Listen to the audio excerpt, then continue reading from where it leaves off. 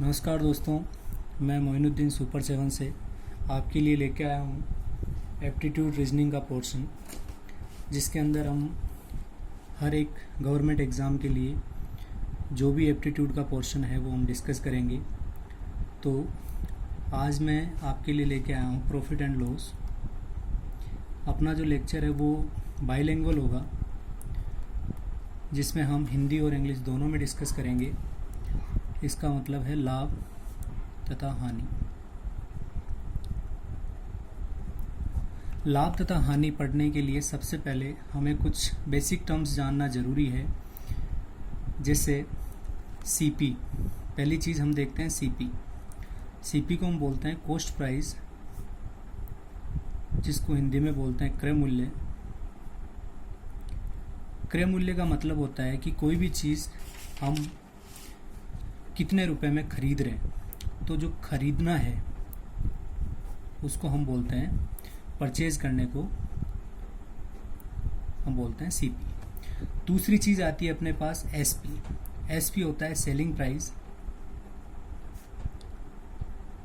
जिसको हिंदी में बोलते हैं अपन विक्रय मूल्य, जिसका मतलब होता है किसी चीज़ को बेचने पे जो अपन को अमाउंट प्राप्त होता है उस अमाउंट को हम बोलते हैं एसपी, सेलिंग प्राइस।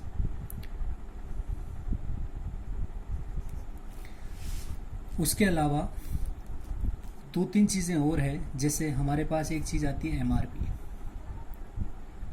एमआरपी का मतलब होता है रेटेड प्राइस। रेटेड प्राइस को हम बोल सकते हैं अंकित मूल्य। कोई भी दुकानदार या कोई भी व्यक्ति किसी भी चीज़ को बेचने से पहले उस पर एक रेट अंकित करेगा, जिसको हम बोलेंगे अंकित मूल्य। और वो अंकित मूल्य हमेशा ही उसके क्रय किए गए मूल्य से ज़्यादा होगा, अन्यथा उसे कोई भी लाभ नहीं मिल पाएगा। इसका मतलब हम कह सकते हैं कि अंकित मूल्य जो होता है वो सीपी प्लस उसमें उसका प्रॉफिट भी होगा,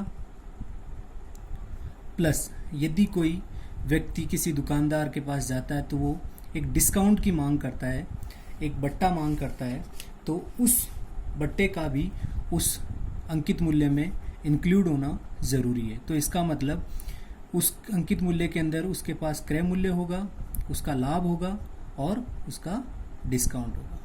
ये तीन चीज़ें उस अंकित मूल्य के अंदर इन्वॉल्व होगी। अब हम बात करते हैं कि मान लो उसने एक डिस्काउंट दिया, एक किसी भी अंकित मूल्य के ऊपर डिस्काउंट दिया, तो ये जो डिस्काउंट है, इस डिस्काउंट को देने के बाद वो जो चीज़ जितने रुपए में बेचेगा, इसका मतलब ये चीज़ उससे माइनस हो जाएगी। जब ये चीज़ इससे माइनस हो जाएगी तो बचेगा अपने पास सीपी प्लस प्रॉफिट। और ये चीज़ अब बेच दी तो इसका मतलब ये चीज़ किसके बराबर हो गई? सेलिंग प्राइस के बराबर, अपने विक्रय मूल्य के बराबर। तो ज़रूरी नहीं हर बार उसको लाभ हो। मान लो वो किसी चीज़ को कम रेट में भी बेच रहा है तो उसको यहाँ पर हानि हो जाएगी। इसका मतलब हम ये कह सकते हैं कि यदि हमने कोई चीज़ जितने रुपए में खरीदी है उससे ज़्यादा में बेची है, इसका मतलब हमें लाभ हुआ है। और कोई भी चीज़ हमने जितने रुपए में खरीदी है उससे कम में बेचा है तो अपन को क्या हुई है? हानि हुई। तो इसका मतलब हमारा एसपी सीपी माइनस सीपी में से हम अपना लॉस का अमाउंट कर दें माइनस, या हम ये कह सकते हैं इसके बजाय कि भाई हमने एसपी जो है, जो हमारा विक्रय मूल्य है, उस विक्रय मूल्य के अंदर हमने जो भी हानि हुई है उसको माइनस कर दें तो हमारे पास सीपी प्राप्त हो जाएगा हमें। तो इस पूरे पोर्शन को हम करीब करीब 7 कॉन्सेप्ट में डिस्कस करेंगे। 7 कॉन्सेप्ट को पढ़ने से पहले हमारे पास 2 फॉर्मूले होंगे। पहला फॉर्मूला होगा प्रॉफिट परसेंटेज। प्रॉफिट परसेंटेज होता है प्रॉफिट अपॉन सीपी इंटू 100। और दूसरा होता है लॉस परसेंटेज। लॉस परसेंटेज होता है लॉस बटे सीपी इंटू 100। ध्यान रखना, चाहे प्रॉफिट परसेंटेज हो चाहे लॉस परसेंटेज हो, दोनों की दोनों चीज़ हमेशा हम सीपी पर डिस्कस करेंगे, क्योंकि हमने जो चीज़ खरीदी है, जो अपना खरीदने का मूल्य है, वो हमारा बेसिक है, वो हमारा रेफरेंस है, उस रेफरेंस के अकॉर्डिंग हम बात करेंगे। तो यदि मैं आपसे कभी ये बोलूं, हम पूरे फॉर्मूले लगा के पूरी चीज़ डिस्कस नहीं हो पाएगी, इसमें हम एप्टीट्यूड के हिसाब से पढ़ रहे हैं, तो कल को मैंने आपसे बोल दिया कि 25% प्रॉफिट हुआ है, तो 25% प्रॉफिट हुआ है, तो इस बात का मतलब क्या है कि 25/100, परसेंटेज का साइन हटेगा तो डिवाइडेड बाय 100 आएगा, तो ये चीज़ कितनी हुई 1/4। अब 1/4 आपके पास कोई चीज़ आई है, इस 1/4 का मतलब क्या है, हमने पहले भी देखा है कि प्रॉफिट परसेंटेज इक्वल टू क्या है अपने पास, प्रॉफिट अपॉन सीपी। इसका मतलब हम ये कह सकते हैं कि हमारे पास 1 रुपये का लाभ है, तो जिस टाइम हमारा सीपी कितना है 4 रुपये, या हम इसको एक यूनिट मान के चलें, तो हम बेसिक बात करें तो सीपी यदि 4 है मेरा, तो उस टाइम के ऊपर प्रॉफिट कितना है 1 है। अब प्रॉफिट मेरा 1 है, सीपी मेरा 4 है, तो एसपी कितना हुआ मेरे पास, एसपी मेरे पास हुआ 4 + 1, प्रॉफिट ऐड हो जाएगा सीपी में, तो 5 अपना क्या हुआ एसपी। कभी ऐसा आया कि 20% लॉस हुआ है, 20% लॉस का मतलब क्या होता है 20/100, 20/100 का मतलब हो गया 1/5। और चाहे लॉस हो चाहे प्रॉफिट हो, दोनों के दोनों परसेंटेज हमेशा हम सीपी के ऊपर डिस्कस करते हैं। तो ये हमारा हो गया लॉस और ये हमारा क्या हो गया सीपी। अब देखो एसपी मेरे से कोई पूछे तो हमें लॉस हुआ है, इसका मतलब हमारा जो एसपी है वो क्या होगा, कम होगा, और सीपी हमारा ज़्यादा होगा, क्योंकि हमने ज़्यादा में खरीद के कम में बेचा है, तभी तो हमें लॉस होगा। तो हमारे पास जो एसपी आएगा वो एसपी क्या होगा, सीपी माइनस जो भी लॉस हुआ है। तो कुल मिला के अपने पास एसपी आ जाएगा 4। ठीक है, तो इस तरीके से हम कोई भी चीज़ डिस्कशन में लाएंगे। जैसे 1-2 और ट्राई करते हैं कि जैसे हमारे पास आ जाए कि 10% प्रॉफिट है, 10% प्रॉफिट का मतलब क्या हो गया, 10% प्रॉफिट का मतलब हो गया 10/100, 10/100 का मतलब 1/10, तो 1 का प्रॉफिट है और कितने पे है, इतना जब हमारा सीपी है, 1 का प्रॉफिट है जब हमारे पास 10 का सीपी है, तो हमारे पास एसपी कितना निकल के आएगा 11। हाँ, कई बार क्या होता है कि हमें ये दिया हुआ होता है कि 10% का प्रॉफिट, यदि हमसे ये कहा जाए कि 10% का जो प्रॉफिट है वो किस पर हो रहा है, एसपी पर, सेलिंग प्राइस पर यदि 10% का प्रॉफिट है, तो हमारे लिए अब जो प्रॉफिट परसेंटेज होगा 10/100, उसके अंदर 1/10 जो आया, अब इन्होंने बोला है कि 10% का प्रॉफिट हुआ है एसपी के ऊपर, तो हमारे लिए ये जो नीचे वाली क्वांटिटी होगी वो एसपी का काम करेगी और ऊपर वाली क्वांटिटी प्रॉफिट का काम करेगी।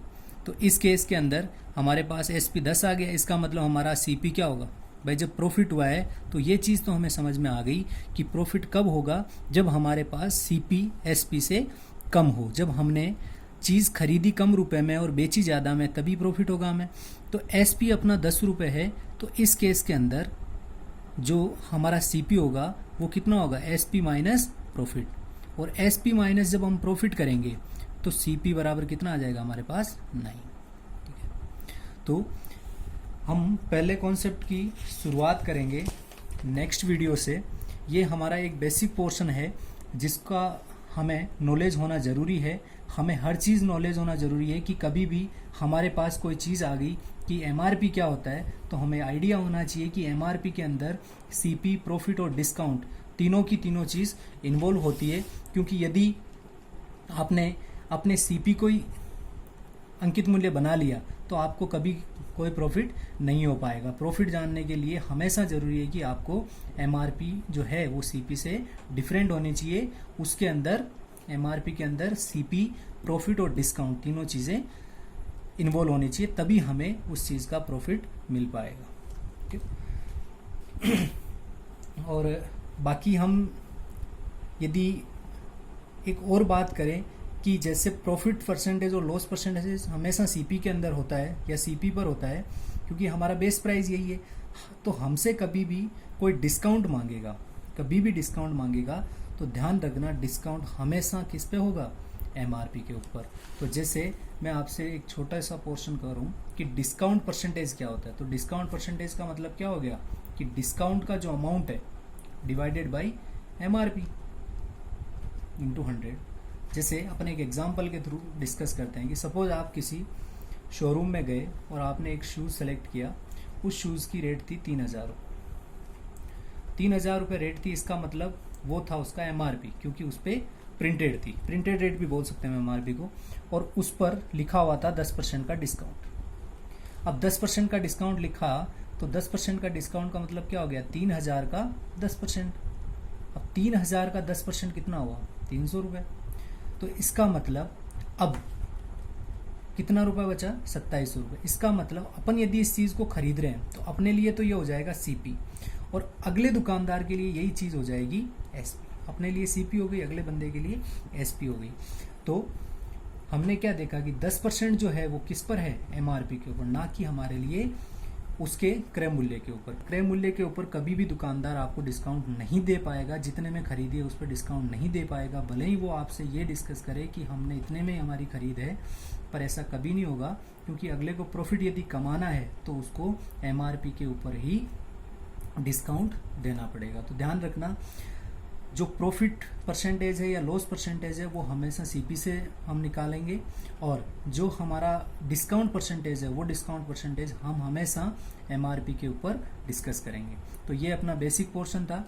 नेक्स्ट वीडियो में हम डिस्कस करेंगे कि डिस्काउंट कितने टाइप का होता है। उसके बाद हमारे जो 7 कॉन्सेप्ट है, जो डिफरेंट टाइप के क्वेश्चंस डिमांडिंग होते हैं, कई बार आपसे डिस्कस किया जाता है कि किसी चीज़ की खपत इतनी है, किसी चीज़ में लागत बढ़ गई, तो कैसे हम उस चीज़ को सॉल्व करेंगे, उन सब के अलग अलग टाइप्स है। तो नेक्स्ट वीडियो से हम एक एक टाइप को डिस्कस करेंगे, और हम ये डिस्कस करेंगे कि भाई डिस्काउंट का जो है वो कितने टाइप से एग्जिस्ट करता है डिस्काउंट। कई बार सक्सेसिव डिस्काउंट की बात करते हैं, कई बार डायरेक्ट डिस्काउंट की बात करते हैं। तो नेक्स्ट वीडियो में हम इस डिस्काउंट के टाइप्स के बारे में बात करेंगे। Thank you so much. बस भाई बहुत ज़्यादा